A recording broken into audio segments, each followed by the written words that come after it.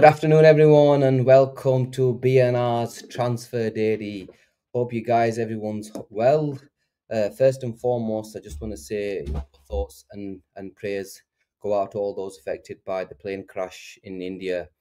I know he went into, I think I heard that he went into some sort of school as well, where there was children studying at the time. So our thoughts and prayers go out to everybody, everyone affected by that. But yeah, transfer daily, guys. Liverpool, another day. We thought we'd just go through the left wingers. Who Liverpool might be after, will look to go after if there is, if Luis Diaz does leave the football club, because we've seen over the last week or two, there's murmurs coming out that Luis Diaz might be leaving the football club. There's Barcelona's interest, which was rebuffed, and then there's interest in regards to the Saudi link. So what we thought, obviously, I think Asim did a graph about 4 or 5 days ago in regards to the four sort of wingers that we're after. I think on them graphs, the likes of Nico Williams,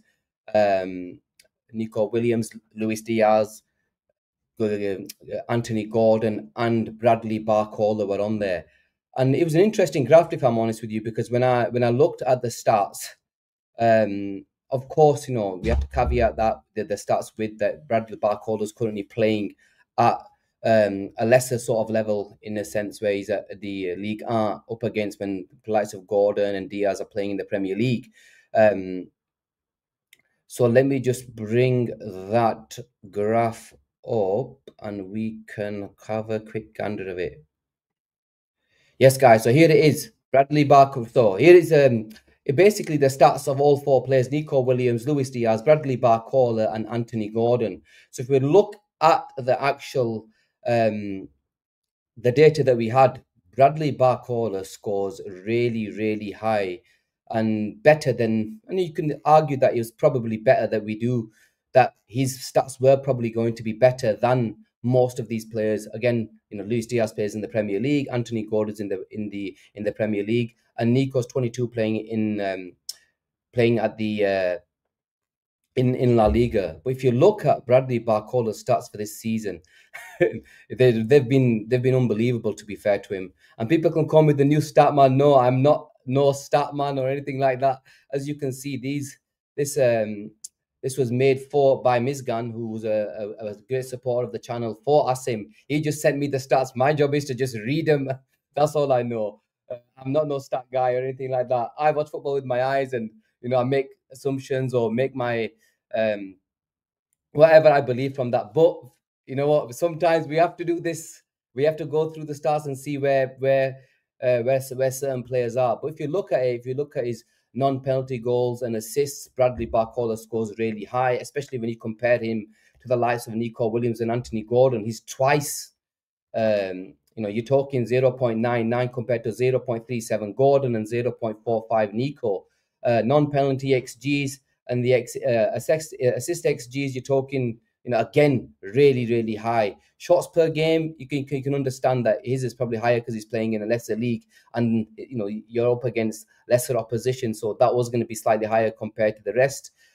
Quality of chance, you got, again, he's creating a lot more than the other players. But this is where it gets interesting, because the likes of Nico Williams outperform him when it concerns non-penalty XG performance, shot creating chances, passes inside the opposition box. Bradley Barcola beats on. But the interesting one is take-ons. When you look at take-ons, I think that's one of the most important things that Liverpool right now need, because I've always said we lack a player that can go past a player. We really, really lack in that department. And Nico Williams, I'm sure Avi put up this stat about a week ago, that Nico Williams is on a different level. You're talking 8.42. Granted that he's probably their main outlet. The ball will probably go to him a lot more than any other players. He's probably their best player on the pitch. So, and most of their attacks will probably come through that side. So he'll see a lot more of the ball in terms of where he will receive the ball, and he's probably got a lot more chances. It'd be interesting to see what sort of percent his success rate is compared to the others. This graph doesn't give you the success rate. I know he's doing 8.42 take-ons, but if he's, his success rate is at 50%.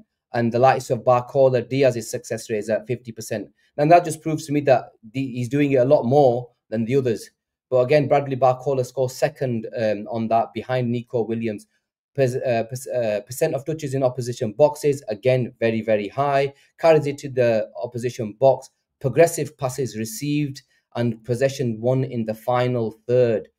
I like that start of possession won in the final third. It just shows that, this guy can press. This guy will hustle, harry, and that's what a Liverpool winger needs to do. We've seen Luis Diaz do that on numerous occasions where he's running up and down. He puts in the work rate. I definitely do like Bradley Barcola. His numbers really make sense. He's at the right age. He probably does need to move on in a sense where we've seen, there's PSG have signed Duiz plays on the right, Kvaratskhelia on the left, and Dembele down the middle. They probably are going to need a squad, so he's probably isn't first choice, but he will still get a lot of games staying at PSG. But it was interesting to see these stats compared, especially when we were comparing him with the other three. But again, if there is a player that we can go for, I know he's got, 2 to 3 years, I think he's got left on his contract right now with PSG. And there are talks that that PSG do want to tie him down to a further contract, but he's slightly not stalling, but hasn't really pushed the contract signing. If Liverpool were to go in for the Bradley Barcola, I'd be over the moon. We do need quality on that side, and a player who's good enough to beat his man. When I look at these stats, they all point towards the right direction. People have mentioned that his finishing isn't as good, but if I'm honest with you, I think Luis Diaz's finishing hasn't been amazing for the last 3.5 years he's been at Liverpool. I've always felt like he's missed a lot of chances where I felt he should have done a lot better. So if I'm honest, yes, we can have a go at Barcola regarding his finishing, but do we really have a proper finisher in Luis Diaz? I think Gakpo's finishing is probably better than Diaz's. He strikes the ball a lot better, and he gets into these areas where he can probably put in the ball into the box. He gives us Gakpo gives us a different dimension on the left hand side, albeit he doesn't go on the outside and lacks pace. Which one thing that we can guarantee you with Bradley Barcola is that he will give you a pace, he will give you work rate. All of his numbers make sense. He's at the right age.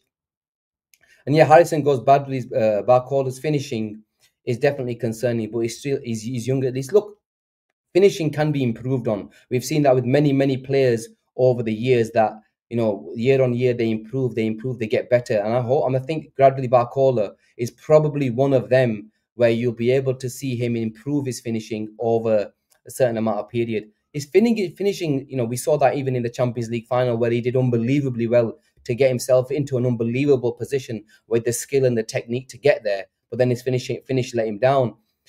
In terms of his contract, then there's people, Vanch mentioned how is he currently earning 130 a week.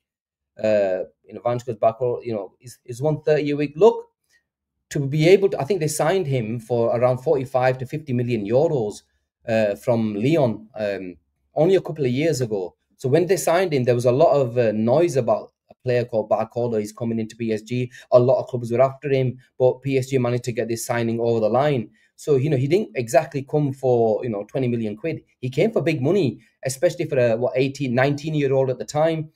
You're talking 45, 50 million euros. It's a lot of money.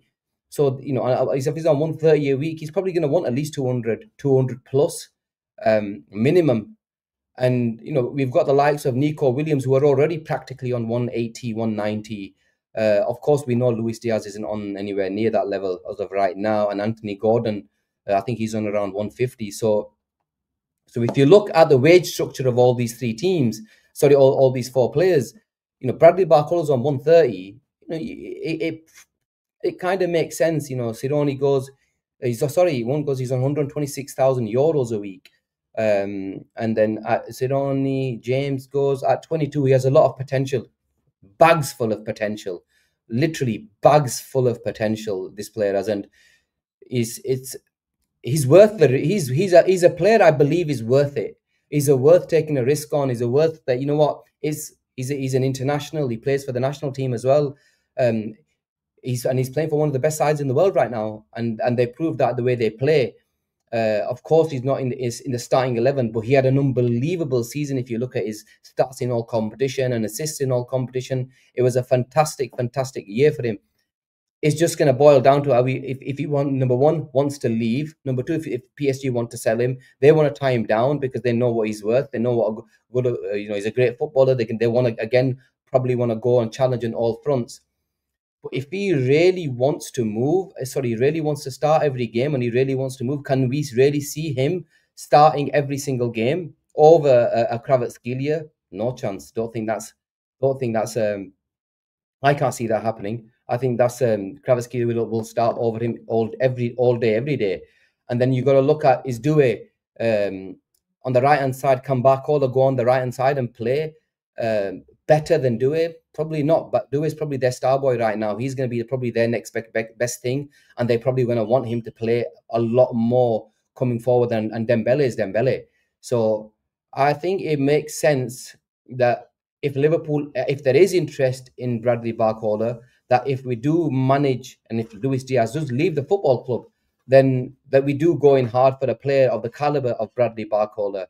There are other players linked. Everybody knows my thoughts on Anthony Gordon. I've been a massive, massive fan of him, especially over the last couple of years. The year before that, I thought he was unbelievable. To be able to put double figures in goals and assists in the Premier League just shows you that this player does have a lot of potential and can take his game to the next level. Of course, this season wasn't his best season. Then Avi's a massive, massive fan of Nico Williams. Nico Williams has the ceiling. There's no doubt that probably his ceiling compared to the other four players, Nico Williams' ceiling is higher than all of them. What concerns me, and it has done, are his numbers. He might play well and do decent numbers for Spain when he's playing, but your bread and butter for your league, albeit he isn't exactly playing for the best side in Spain. He's still playing for the team that's made Champions League football. He's probably the fourth, fifth at max best side in Spain.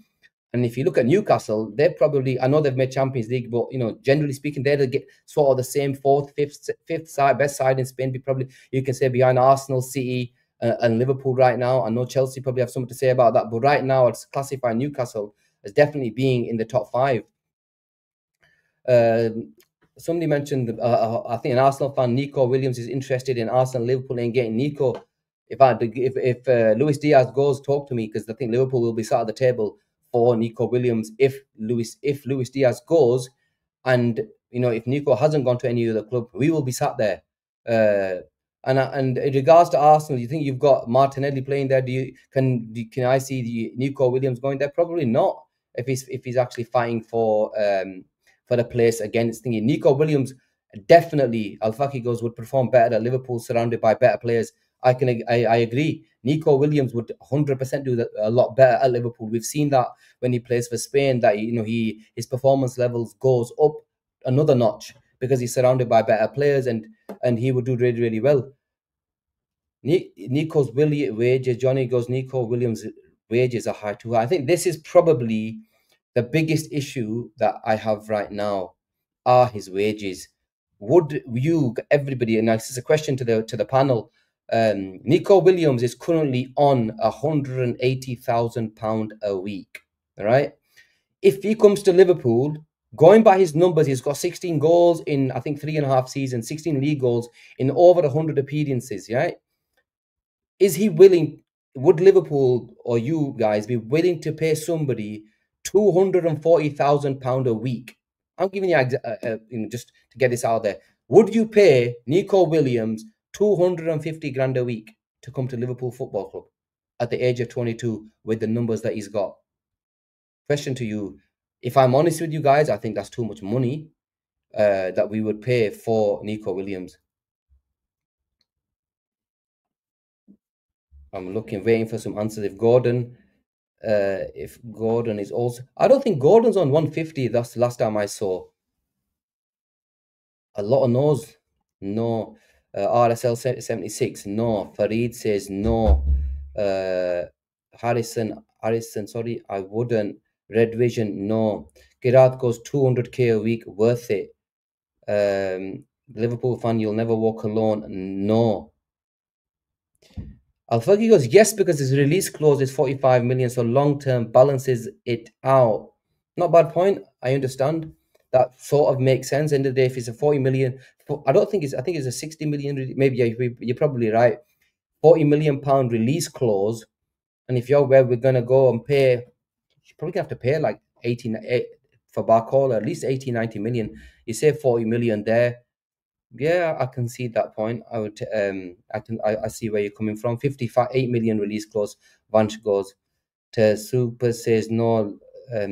Super Tiger says no. Lord knows about regarding, but I think that's what you're gonna have to, if you genuinely want to try to praise away Nico Williams, then you're gonna have to pay. If he's on 180 a week, you have to expect to pay that sort of money to bring him in. And I just simply want, I don't think Liverpool will be willing to take a risk on him, albeit he's got a crazy ceiling, and I think he would do well at Liverpool.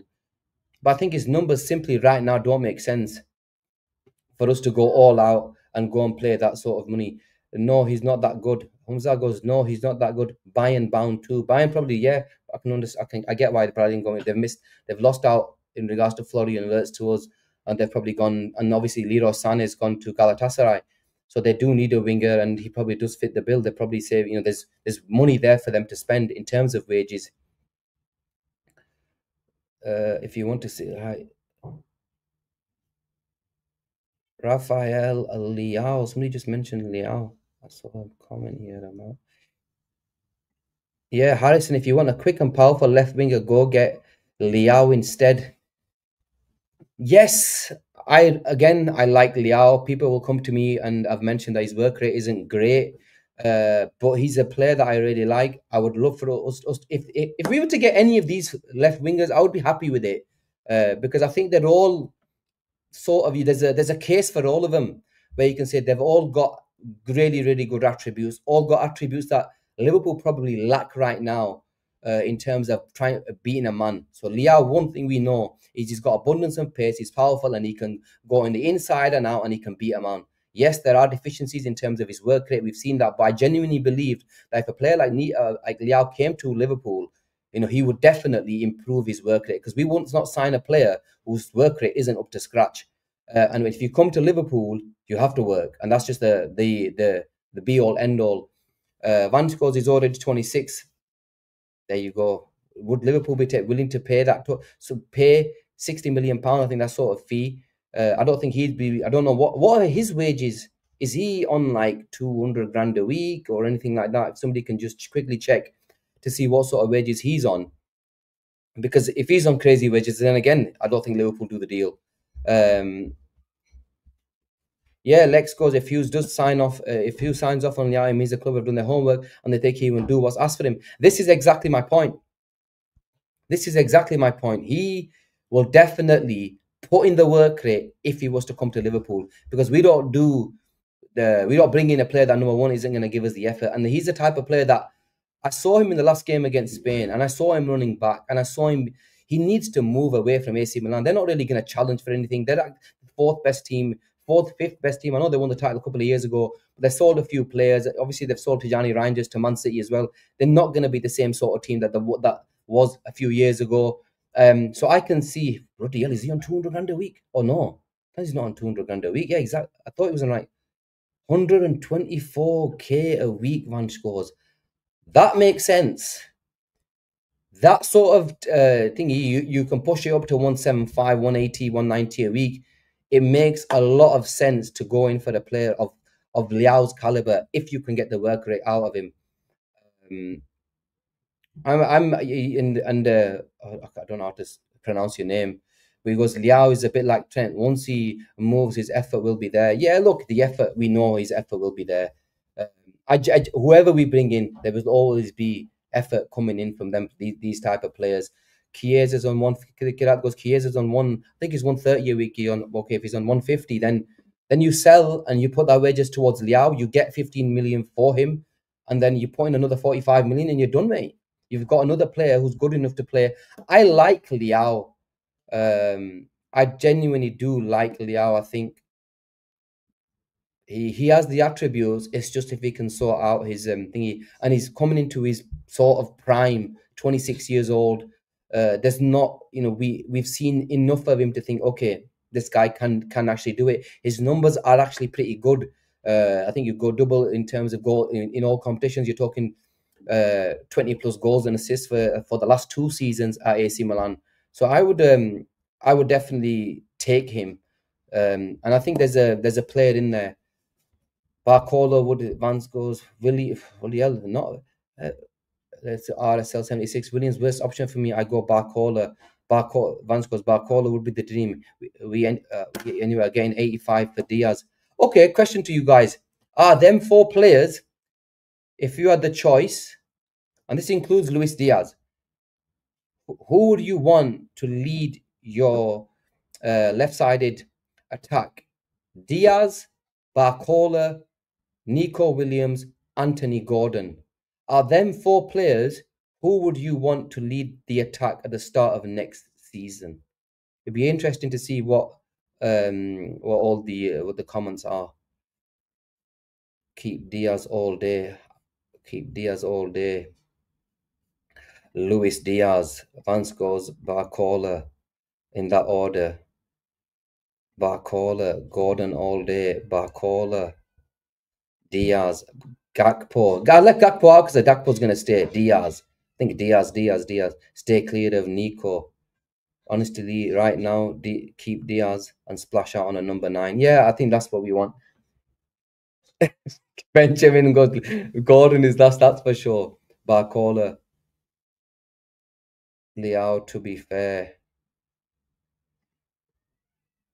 Interesting. I think look, quite a few Barcolas on there. I think a lot of people have got a lot. They see his age, they see his numbers. It does make sense. Barcola can play both sides. I think quite a few of them can actually play on both sides. So I do like that. I'd be honest, I would want to keep Luis Diaz if possible. But if an £85 million bid came in, I sell.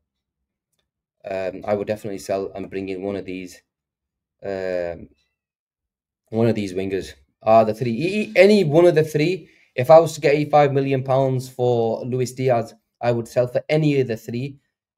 If I had a chance to go for any of the 3, look, I've been a big fan of Anthony Gordon and I've been shouting his name out for the last 2 years. So it'd be hypocritical of me to say anybody else, because I just think if he came to Liverpool, it would bang. And another thing that we really need to Liverpool really, I think, need to have a look at is the homegrown. I was reading an article in the Athletic today. Asim sent me it earlier saying, look, maybe have a read of this from Greg Evans, and he was speaking about the homegrown issue at Liverpool. And to be fair, I think we might have a little bit of an issue talking about the homegrown. Look, I think it's you need at least 17 out of the 25 players have to be obviously non-homegrown, and the players that have obviously left, you've seen Trent leave. We've got Kelleher leave, so a few of the players are actually leaving the football club. So we need to sort this out, especially with Kirkes coming in, and then with what's his name? Kirkes hopefully coming in, Wirtz coming in. That's going to leave us. Of course, I don't think it helps by bringing in Frimpong. It helps, but that's like, the way I see it is that helps with the outgoing of Trent. So, and then you've got Mamadashvili who's come in, and Kelleher's gone. So that's one down there. You bring in the likes of Wirtz, Kirkes. Lot went with, I was reading the article, I think he went with, where you're allowed 18, he went with 15 this season. But if we're bringing in a couple of more players, then that's going to increase. And a few of them have left. So I think there's going to have to be some movement in terms of the homegrown, where either we sell a few, which you can probably think, the likes of Simicast, the likes of Darwin Núñez will probably leave the football club. I think we do need to bring in one more, homegrown, people. And this is why I've always felt Anthony Gordon makes sense. Kaiser Soze goes Branthwaite, Gay. They're probably 2 players again that will probably help with the homegrown thing as well. I think as he mentioned yesterday, we were speaking about Gay, and we had a brief conversation about him, and does he get into this? Would Liverpool make a move for him? We all agreed that it makes sense for us to go for the likes of Gay for one of these reasons. And then you've got the likes of people, Paramaker 1M. I hope I've not budged your name, mate. Dork, Simicas, Nunes, Mon, Elliott are probably out. When you look at these names, of course, some of these are under 21, but these are players that genuinely make up the players that are needed for the homegrown. So it'll be interesting to see what happens with these players. I think what does help is Connor Bradley moves up. He's 22 now, so he'll give us +1 in that area for the homegrown side of it. Or Lex M41. What I would do to get this player, man, I would rather want. He's the player, man. I've always spoke about him. I was ready to throw 100 million at him before the start of last season because I think he's just an unbelievable footballer who will definitely go to the top of world football. Maybe at the start of the season, he probably had that World Cup where he didn't start. He probably wanted to move, didn't get the move. Bear with me 1 second, guys. Probably didn't get the move he wanted, and then we saw a drop off in form at the start of last season. But then towards the end, we saw the real Wharton come and sort of take over. He's a quality footballer, and if there's one thing that we lack in the midfield, especially in the six, because Gravenberg, in terms of his passing, we've spoke about this previously, that he's not the Pinger. He's not the player who's be able to spread the ball. Yes, on the ball, manipulating the ball, being able to beat a man. He's an unbelievable talent, but we do need a volume passer. And one thing that Wharton possesses is an unbelievable passing range. And he's English and he's got a crazy ceiling. I genuinely believe he could take that position in any team in the Premier League. You can put him in any side, and this guy would ball because he's just an unbelievable footballer. Al-Faqi goes, he's a good shot, but would he start at Liverpool? I'm not so sure. He needs to be a first team regular for his development. He starts. If we find a place for Adam Wharton, when we were going to go for the likes of Zubamendi, one thing that we lacked was volume passing. And one thing that we saw, and especially we saw at the back end of last season, is we saw Gravenberg tired. Dion Gravenberg was playing crazy amount of minutes. I think he doubled the amounts of minutes that he played in the previous 2 seasons. So you definitely need. If you want to go on all fronts and you want to challenge for the Champions League, you want to challenge for the title, then you have to go and have a squad that's good enough. Not just good enough, players that are going to come in straight away, and make impact. This is what players like Adam Wharton do, and this is what Man City and the great Manchester United sides did. They always had players that would come in and give them the same level. We can't have drop-offs. As much as I love Endo in his cameos, in the last 15 minutes, he'd come on, he'd put in a shift, he'd give us the work rate, he'd give us the tenacity, he'd make them fouls. He's nowhere near the level that's required to start for a Liverpool and give us what is required for an honest slot 6. Whereas Adam Wharton would definitely give you that. He would be able to slot in very, very easily the way we play football in that 6th position in a double pivot, especially with Wirtz. Now, you can think that we will probably play in a double pivot with McAllister and Gravenberg, or the McAllister and, Wharton, Gravenberg. These 3 will be your ideal players. Of course, Drom's going to drop in there as well if we don't sign a Wharton. But honestly, he'd be an unbelievable signing. And he definitely, Kaiser goes, Wharton is the truth. He definitely is the truth. I would love for us to get him. I've always said that we should go and spend the money. He's English. There's always going to be English tax. So yes, you're going to have to pay dough. But if there's a summer where there is going to be a lot of money coming in, if this is the summer of rebuild, when I say rebuild, that means big. You have to go and buy a few big players in certain positions. If this is the summer of rebuild, then you're going to have to sell the likes of Elliott and all these players because they're not good. Elliott's been decent, but he's not good enough to come in and make a proper impact in terms of starting for this football club. We need players where we might have to sell Elliott, put in 30 million and bring in a talent that's going to come in and really put a marker down. That's where we're at. We might have to go and spend dough, and it means that's just the way it is. Stiller is a good option. Look, people are mentioning Stiller. Look, he was linked to Real Madrid. Obviously, it seems that Real Madrid have pulled out of the deal. So it'll be interesting to see what happens with him. Asim really likes him. I've liked him. I'm not going to sit here and say that I've watched a load of him. I haven't. but people are mentioning he's not the quickest. Do you really have to be the quickest in that position? Yes, no, especially if you're playing in a two. Um, Believer, yeah, forever Liverpool fan goes believer at Brighton. What we would do to get him, man. He's the perfect player. He gives us everything. But again, 85, 90 million. But Brighton always get their money. Always get their money. But yeah, I think, look, it'd be interesting to see what happens with most of these players. But the homegrown issue is an issue that's there. So it'll be interesting to see what happens. I saw a link yesterday, and I'll bring this tweet up as well whilst we're at it. It was this morning actually. Was it this one? Remove. It was this one here. It was about the forward position, and I thought it'll be interesting to have a quick chat regarding Hugo Ekitike. Frankfurt CEO Marcus Crochet, I hope I've said his name correctly, stays firm on his valuation for Hugo Ekitike. If the price isn't right, then he'll just stay with us. We don't have to sell Hugo. Frankfurt are demanding 100 million euros. Chelsea and Liverpool are still in the race. Right. This guy's lost the plot if he thinks Liverpool or Chelsea are going to pay 100 million euros for Hugo Ekitike. The Mark Pirigas, he's not with it. He's literally lost the plot. Nobody is paying 100 million euros. Of course, at the start of the window, they're going to start demanding stupid fees and asking for stupid money. But that ain't happening. They might get Frankfurt might get their money, but we're not paying 100 million euros. Nobody is. So, if you want to keep the player, keep him, because nobody's playing that sort of fee. I get there's a 20%. Asim mentioned Lex mentioned there's a 20% fee that they need to pay to PSG, because there is a sell-on clause that's on there.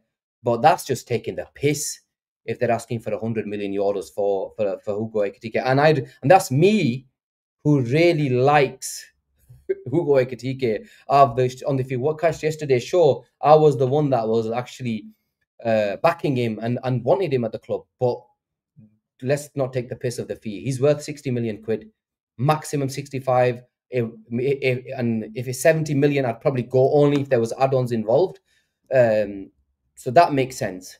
Not the fee that this guy's asking for. So if that's the fee, Pulija, we ain't signing him. If that's the fee, we'd rather go and pay 140 for Brulia Alvarez or Alexander Isak and go and actually throw money at these two football clubs and actually sign two of arguably the best attackers in world football. Whereas this guy, with respect, is a project. We've not really seen him hit crazy numbers. We've not really seen him do anything unbelievable as yet. But there is a ceiling there. I've always said that there's a ceiling there. It does remind me of a bit like what's his name, Alexander Isak, before he went to Newcastle. His build, the way he glides, the way he runs, I think there's a bit more to him, and I think we will see major improvement if he was to move to a Liverpool side. But let's not take the piss with the fee. But I thought it'd be interesting to have a quick chat on this. Okay, quick one, guys. Question to everybody here. I know we asked the same question yesterday night, for those who missed it. If you had a choice, Ekitike, Gyökeres, Sesko, Osimhen, are them four, who do you want? And if you had a choice between, let's forget about the fee for a minute. Are them four players, who would you have leading your line at the start of next season? Wow. Slot effect, Gyökeres, Ben, Ekitike, Mo Salah, none of them. There are the Mark Priya. We need a 9. Who do you want? Darwin Núñez. Rather keep Diaz, Osimhen. We all want Isak Shak. I didn't mention Isak. Red Vision, Osimhen. Ekitike, first choice. Tarmizi, Ekitike. Osimhen, no brainer. Osimhen. Yeah, I think if I had the choice of any of them, it would definitely be Victor Osimhen. Forgetting about obviously transfer fee, the wages, and all of that. Lauren goes, Hugo Ekitike. Look, Ekitike has got a few people who still take Ekitike over the other three. Osimhen. I think Osimhen is probably the one that most Liverpool fans would want.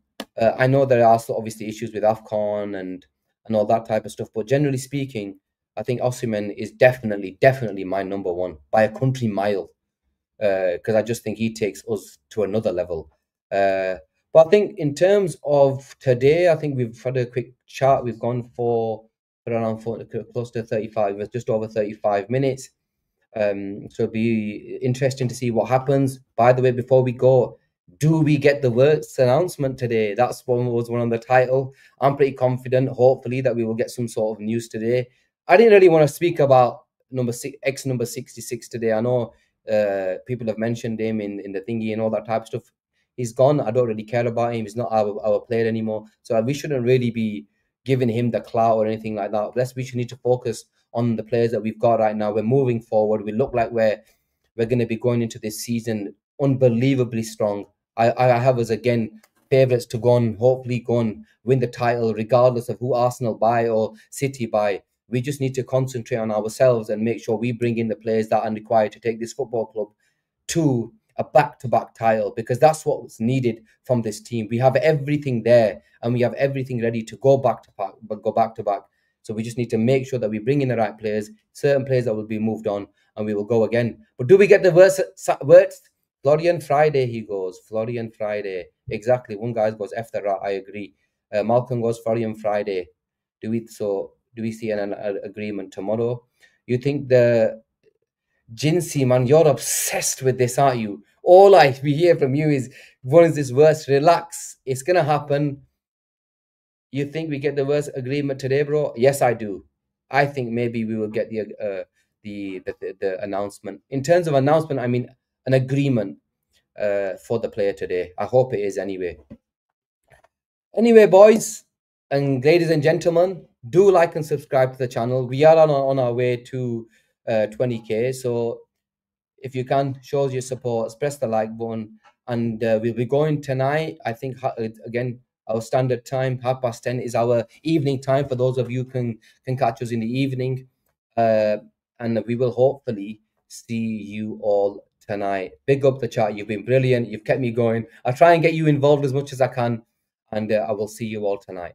Take care and bye bye.